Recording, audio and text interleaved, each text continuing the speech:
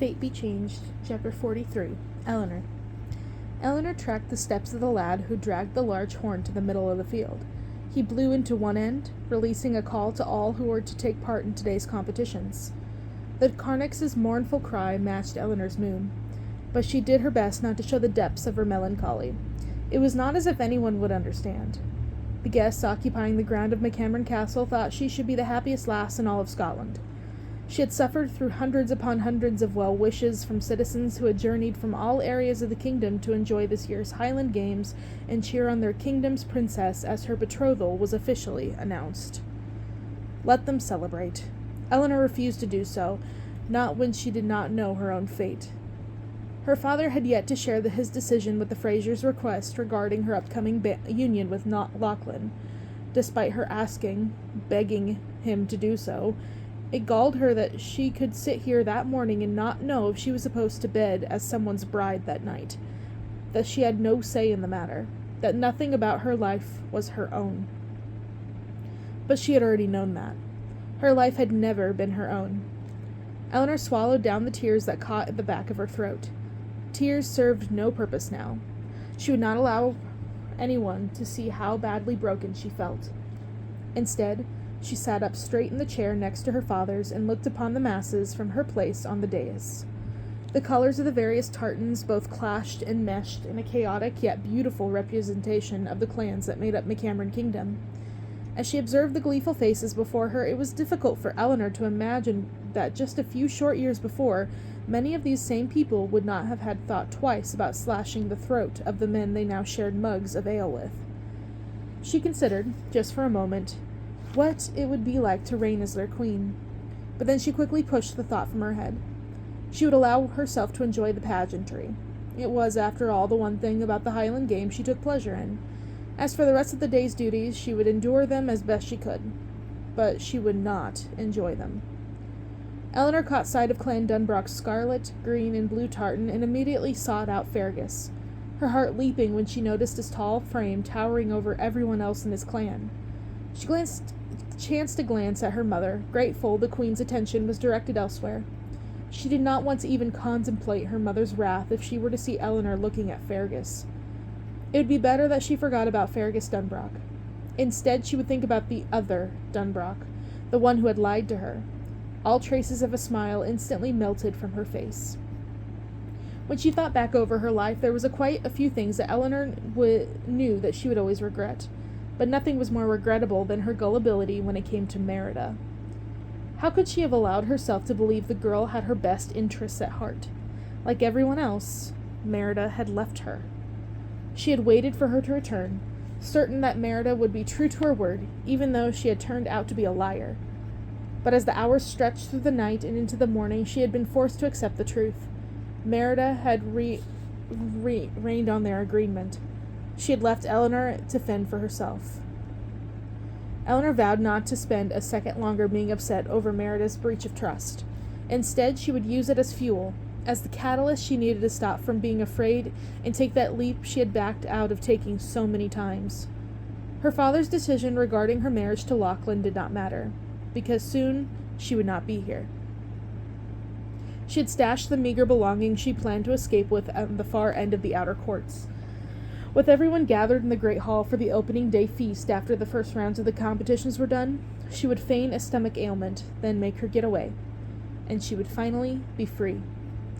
Elinor looked around, soaking in what was very likely the last she would see of her home. She would take the good memories with her, though as she considered them, she realized they were very few from these last 5 years, ever since her mother had begun to groom her to take her as queen. If only she could do away with this archaic tradition of forcing her into marriage to a man she did not even like and whom Elinor doubted she could ever grow to love. If only they would allow her to choose her own husband, maybe she would be happy as the queen of this kingdom. If only her father recognized that. As king, he could make those changes. If only... Entertaining such thought was futile, so she would no longer wrestle with them. Instead, Elinor settled in to watch the games. A group of 8 young lads from the clan Shaw lined up across from a group from clan Murray. They retrieved a thick rope from around their feet, and on the count of 3 began the tug-of-war. The crowd rallied around their respective clans. It took only moments for more seasoned clansmen from Clan Murray to prove victorious. One member of their clan broke out in a jaunty dance, garnering the first laugh from Elinor in days. She laughed even harder when, while attempting the hammer throw, a lad from Clan Cunningham went sailing across the ground instead of the heavy metal ball he had tried to toss. Her good cheer lasted right up to the call for the final contest of the evening: archery. The crowds huddled in close as representatives from 4 clans stepped up to participate, each planting a flag on his clan's crest in the ground. Fergus stood proudly next to Clan Dunbrock's flag.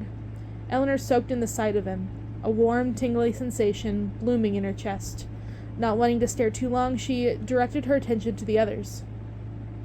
She could barely disguise her disgust as she watched Lachlan Fraser strut across the trampled grass. Whereas the other competitors held simple wooden bows, Lachlan was intricately carved with his clan symbol, a mighty buck's head. The buck looked to be as arrogant as the man who carried it. Clan McCameron's best archer, Rory, was the first to shoot at the target. Elinor felt the disappointment of her entire clan as Rory's arrow landed well outside of the center target. The McCamerons were better known for tossing cabbers than their skill with the bow and arrow. Up next was the lad from Clan McNeil. He was young, with reddish-brown hair and a face peppered with the McNeil's signature freckles. Elinor applauded his attempt to appear calm, but anyone who looked closely enough could see the way his hands shook. Despite that, his arrow still landed closer to the target than Rory's. The conductor of the games called the representative from Clan Fraser to take his mark. Lachlan ignored the rowdy cheers and enamored sights from all the lasses in attendance as he confidently made his way to his flag. Then, in one smooth motion, he retrieved an arrow from his quiver, lined it up with a bow, and sent it careening toward the target. He struck as near to the center of the target as Elinor had ever witnessed anyone hit. The crowd erupted into hoots and hollers. Her father leaned toward Elinor. "Your husband has the crowd behind him. He will make a fine leader one day." Not her future husband, but her husband. The bitter taste of bile collected in Elinor's tongue. If her father was already referring to Lachlan as her husband, there was a little mystery as to his decision regarding their impending nuptials. "And lastly, we have Fergus of Clan Dunbrock," the conductor announced. "The Dunbrocks claim to be the best archers in the kingdom," he said, earning good and not-so-good-natured jeers from the crowd. "Let us see what you can do to hold up to that title, Fergus."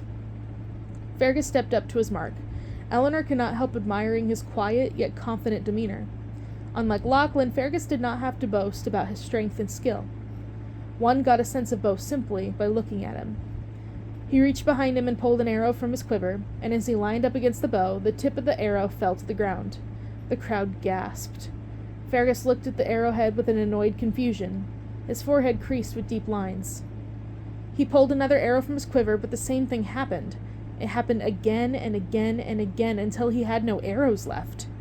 The low murmurs that had begun to ravel throughout the crowd had escalated in volume until Elinor could scarcely hear what was being said between Fergus and the conductor. Sabotage. Her father stood and shouted, "Quiet!" Just like that, a hush fell over the hundreds of people gathered on the grounds. "Now what seems to be the matter?" King Douglas asked as he descended the dais and walked over to where the competitors and conductor stood. "Fergus of Dunbrock is arguing sabotage," the conductor said. "What else could it be?" Fergus asked. "Do you have proof of that?" the conductor asked. Fergus motioned to the discarded arrows around them. "What further proof do you need?" "How do we know you did not break them on your own?" Lachlan asked. "Because you're too afraid to compete?" Fergus took a menacing step toward Lachlan. Elinor's breath caught in her throat as the crowd sensed again erupted in shocked gasps and frenzied murmurs. "That is enough," the king said. He turned to the crowd. "Seeing as there is no Dunbrock to compete, Lachlan of Clan Fraser wins by default." From somewhere in the crowd, a voice Elinor thought she would never hear again rang out. "No, he does not."